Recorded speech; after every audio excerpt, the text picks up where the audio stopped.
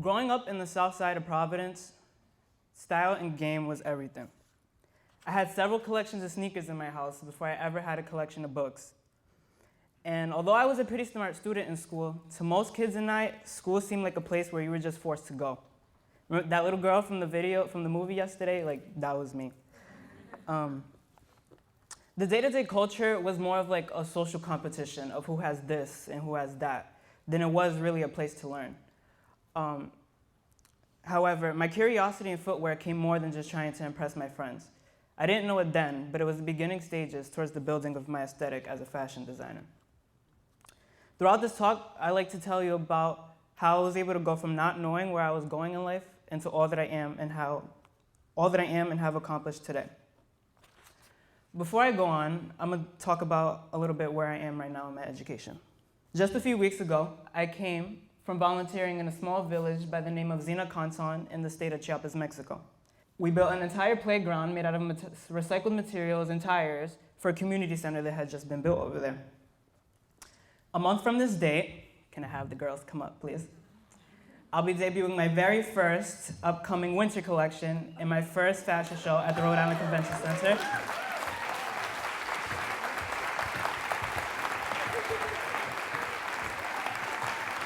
Thank you.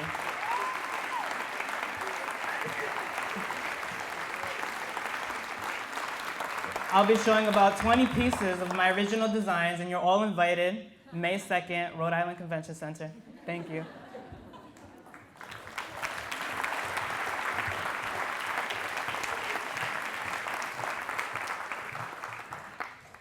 This is what it's going to look like. 2 months from now, I'll be finally graduating high school, and by the start of this fall, I'll be pursuing a bachelor's degree in fashion design.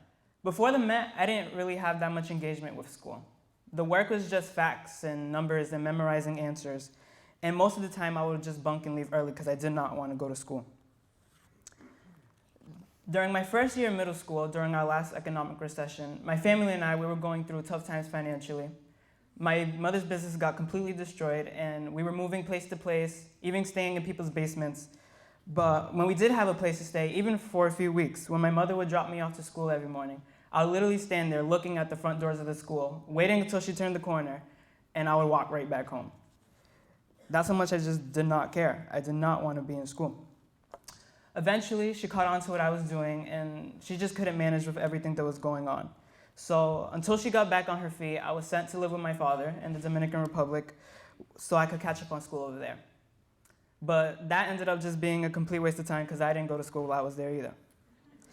But with actions like these come consequences, and I was facing the reality of having to repeat the 6th grade. But when I returned back to the States, my mother pulled some strings, made some phone calls, and I was able to return to my regular class. Now, fast forward 2 years later, my first day at the Met, I was asked, what do you want to do with your life? Now, when you're a kid, when you're growing up, you get asked what do you want to be when you grow up, you automatically say something like a police officer or a doctor. But when you're 14 and you're getting asked a serious question like, what do you want to do with your life? Where do you want to be in 10 years? And what is your passion? It took more than a couple seconds to find an honest answer. I couldn't think of it right away, but I knew I had this one thing. This one thing I had built a curiosity and knowledge about throughout my whole life. So when I was asked again, I said I wanted to become a sneaker designer, not knowing that in that moment of declaration would lead me to where I am today.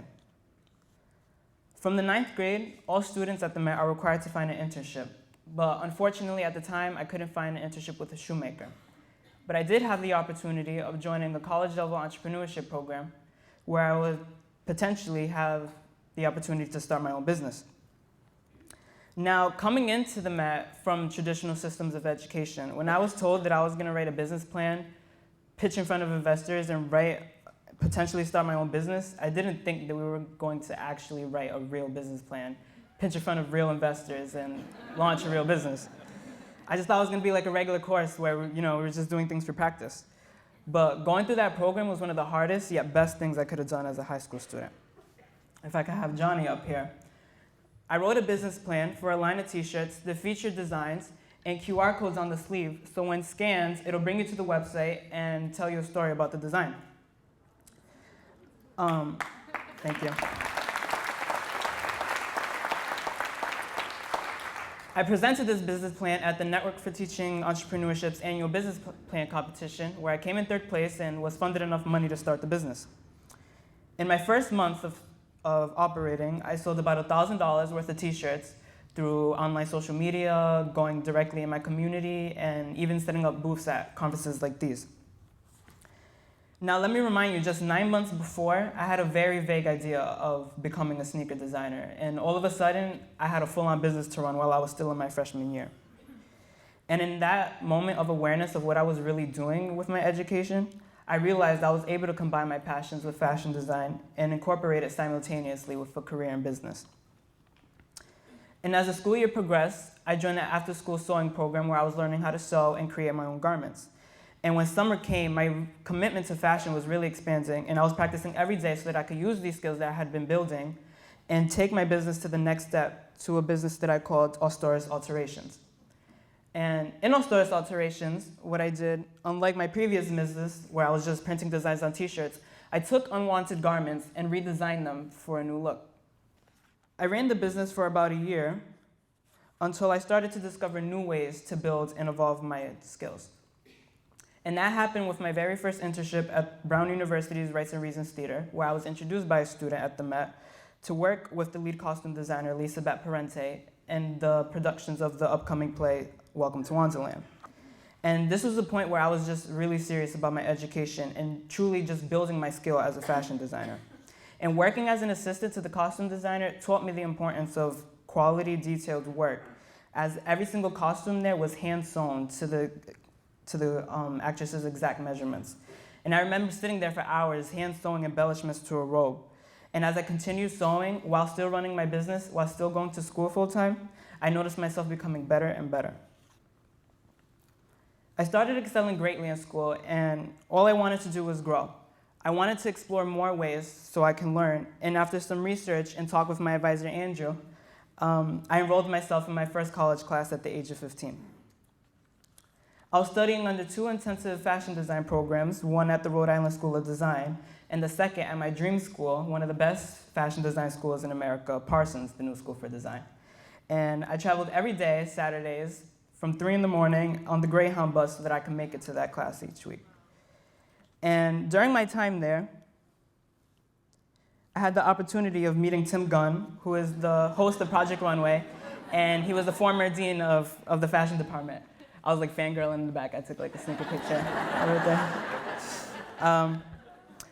And I had the opportunity to talk with him a little bit and explain to him what I was doing with the Met and big picture and what it took for me to really be in that class. And he complimented me on the concepts of behind my project and my dedication really to be there. And eventually 1 class led to 2, and then 3, and then 10. And as I continued to learn, I noticed myself becoming better, my designs becoming more sophisticated and more detailed. And as I was doing research one day, this is something I like to do. I like to research people who are already successful in my field and try to figure out where they were when they were my age so I can try to use that to my benefit. And I was reading about the designer Alexander Wang one day, and I found out about a fashion design program, a summer-long one at the Otis College of Art and Design that he took when he was 16. And so I found out about the program early in the year, so I began raising money right away so that I can experience the opportunity of studying my craft for the entire summer. So this is my second time in California now. And after that experience of using industrial sewing machines and drawing elaborate illustrations and making professionally made dresses, I felt like I was at the point where I could sell pieces that were made entirely by me. And so I transformed the business once again into now offering handmade custom women's wear. And in my development into creating handmade couture led me to a new internship, which I still attend now, with a fashion designer named Angela Zampel in her studio. I started out as a sewer in her retail and wholesale productions, and now she lets me use her space as an open studio to create my upcoming collection for my show. And had it not been for the Met, I wouldn't have been able to ever go through so many transformations and discoveries in my life that have really allowed me to find my true purpose and gift to the world. And I'm grateful for a space where I'm able to learn and that encourages me to leave and find new ways to learn. and taking what was a small interest in sneaker design into now, 4 years later, building a career as a fashion designer. I'm grateful for a school that sewing is considered just as important as any other course. And it's not working just for me. There's hundreds of kids, thousands of kids in the Big Picture Learning Center who are all doing great things. And most importantly, finding and following their passions. I have a friend, this is interesting, we grew up in the same neighborhood, we went to the same elementary school, same everything, same financial background, and he just came back from teaching a business course to a group of students in Dubai. He wants to become an architect and he'll be going to the University of Southern California soon. I have another friend, same middle school, same neighborhood, who's raising money now to teach a Zumba course to a group of school children in Trinidad. And with all the different things that we're doing, we were never told that it was impossible. And this is what the Big Picture has allowed us to do, to follow our dreams and think big and never stop going.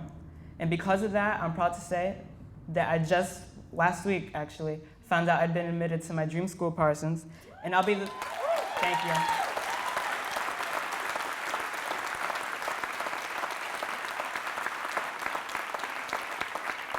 And I'll be the first in my family to receive a college education.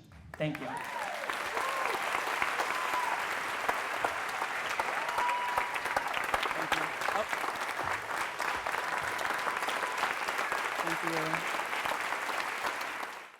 Okay.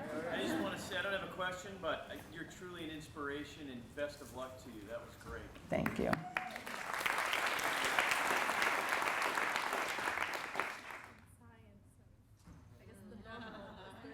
Yeah, we have math and science and things like that.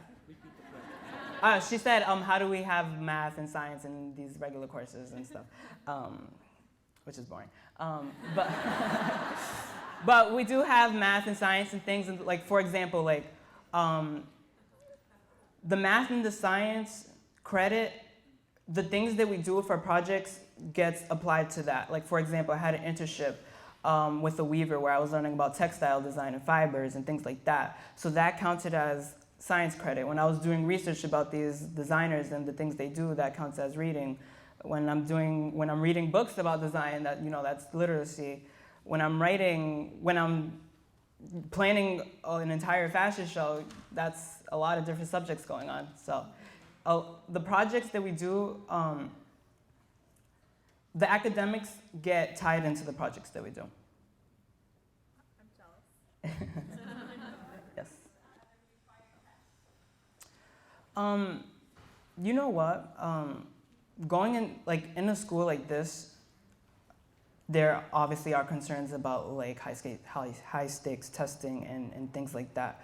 But I found that using the math and using all these things that are applied to my project has really helped me to remember more stuff and use things like that. And I ended up getting a 22 on the ACT, so I don't think that schools like these hold us back. So yeah.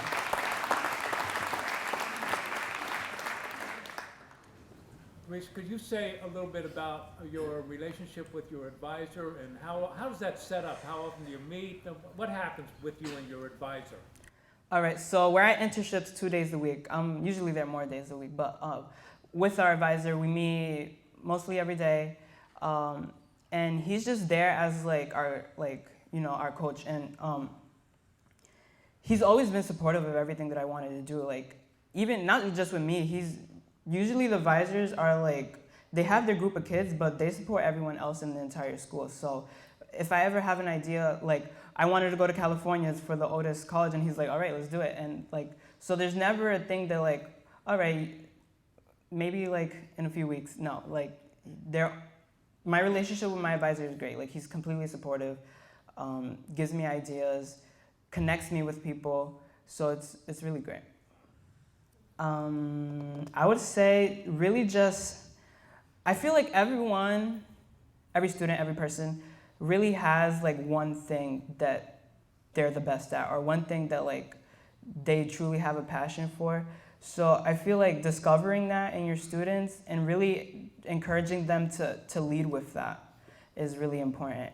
And even the students who aren't sure really, and I feel like everyone, if you don't really have an idea right now, that if you just look back on your life, you can start connecting the dots really with what it was doing. Like for me, like collecting sneakers connected the dots into fashion design. So just really trying to like help the student find what it is that, you know, they're really good at is important. Because once you found what it is, your passion, and what it is that you're good at, you're just gonna take it from there, and who knows what will happen. I think every student really at the Met is extraordinary. We're all typical. We all, you know, yeah, like, we're all typical. Like my friends who I just mentioned earlier, like we grew up in the same neighborhood. We're all just the average kid on the street. But really, the Met helps you find what's extraordinary about you and how you can use that, really. Because there's hundreds of kids who are all doing great things at the Met. And it's just great to see what you know, what Darchelle's doing when I remember, you know, bunking with her from middle school. So it's great. Thank you.